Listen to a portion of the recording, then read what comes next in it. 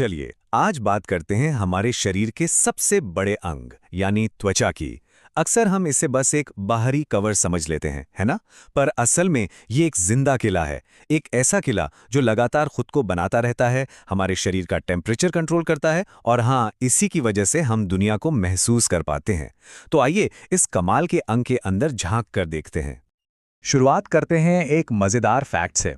अगर एक औसत इंसान की त्वचा को फैला दिया जाए तो वो करीब करीब 2 स्क्वायर मीटर की जगह घेरेगी। पता ये कितना है? लगभग एक दरवाजे जितना बड़ा। जरा सोचिए, हमारे ऊपर ये इतना बड़ा ऑर्गन है जो हर पल चुपचाप हमें बाहरी दुनिया से बचा रहा है। तो ये है हमारी आज की यात्रा का नक्शा।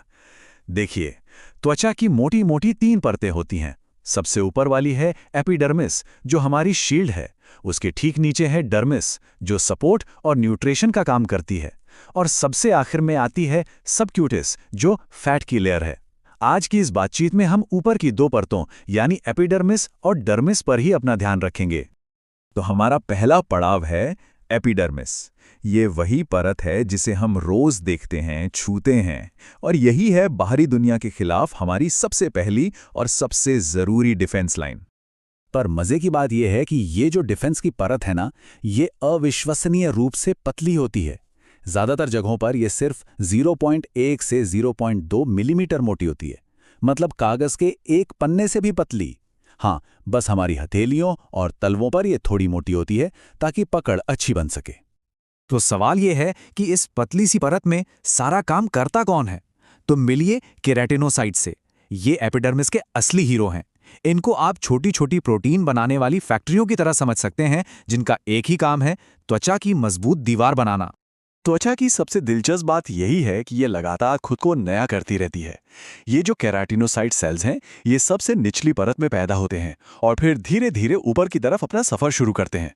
इस सफर के दौरान ये जरूरी प्रोटीन और लिपिड बनाते जाते हैं और आखिर में सबसे ऊपर पहुंचकर हमारी बाहरी सुरक्षा परत बनाने के लिए मर जाते हैं। है ना कमाल की बात? मतलब हमारी त्वचा की जो ढाल है वो असल में मरी हुई कोशिकाओं से बनी है। अच्छा, तो अब सवाल ये उठता है कि ये बाहरी परत इतनी मजबूत बनती कैसे है? इसे समझने के लिए एक बहुत बढ़िया मिसाल है ईंट और गारे की। ये डिजाइन सुनने में जितना सिंपल लगता है ना, काम में उतना ही असरदार है। चलिए इसको और सिंपल करते हैं। यहाँ जो ईंटें हैं वो है हमारी चपटी मरी हुई केराटिनोसाइट कोशिकाएं। ये स्ट्रक्चर को मजबूती देती हैं। और गारा वो है लिपिड यानी एक तरह का फैट, जो इन ईंटों के बीच की जगह को भर देता है और इससे बनती है एक वाटरप्रूफ सील। पानी अंदर नहीं आ सकता। कितना सिंपल और जबरदस्त डिजाइन है।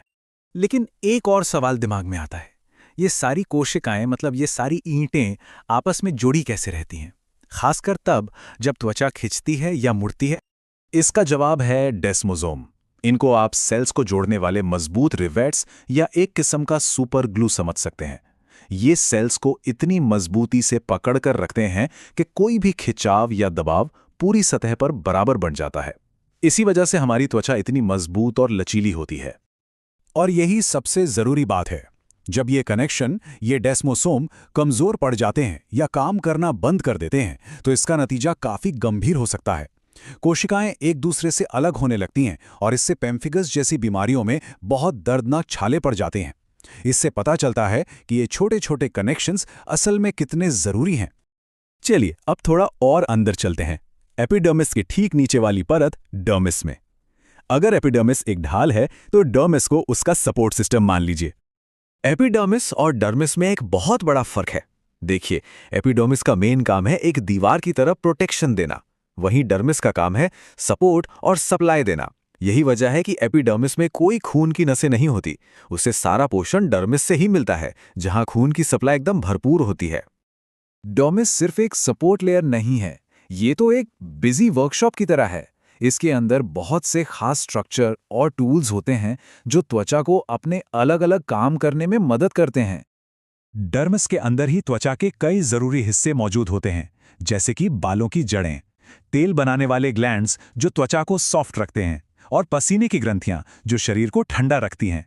और हाँ, इन सबको काम करने के लिए जो भी चाहिए वो मिलता है यहीं मौजूद खून की नसों और नर्व्स के घने जाल से। और ये जो खून की नसों का नेटवर्क है ना, ये सिर्फ पोषण के लिए नहीं है। ये हमारे शरीर का एयर कंडीशनर भी है। जब गर्मी लगती है तो ये नसें फैल जाती हैं ताकि गर्मी बाहर निकल सके, और जब ठंड लगती है तो ये सिकुड़ जाती हैं ताकि गर्मी शरीर के अंदर ही रहे। इसी प्रोसेस को थर्मोरेगुलेशन कहते हैं। तो जब हम इन सारे हिस्सों को एक साथ जोड़कर देखते हैं तो त्वचा के एक कमाल के डिजाइन की तस्वीर सामने आती है। एक ऐसी दीवार जो मजबूत है, लचीली है और सबसे बड़ी बात, अपनी मरम्मत खुद कर सकती है। तो कुल मिलाकर सारी बात इसी एक आइडिया पर आकर टिकती है। त्वचा की जो सुरक्षा करने की ताकत है वो उसके ईंट और गारे वाले डिजाइन से ही आती है। मरी हुई कोशिकाएं ईंट बनकर मजबूती देती हैं और लिपिड का गारा उन्हें आपस में जोड़कर एक वाटरप्रूफ दीवार बना देता है। और ये हमें एक आखिरी और बहुत ज़रूरी सवाल पर ले आता है। अगर हमारी त्वचा इतनी बेहतरीन और खुद को ठीक करने वाली ढाल है, तो क्या होता है जब इसके सबसे बुनियादी बिल्डिंग ब्लॉक्स ही फेल हो जाएं? इच्थियोसिस जैसी बीमारियां हमें ये याद दिलाती हैं कि ये शानदार सिस्टम कितना नाजुक भी हो सकता है। और ये हमें इस बात पर सोचने के लिए मजबूर करता है कि हम अपनी त्वचा की सेहत को कितनी अहमियत देते हैं।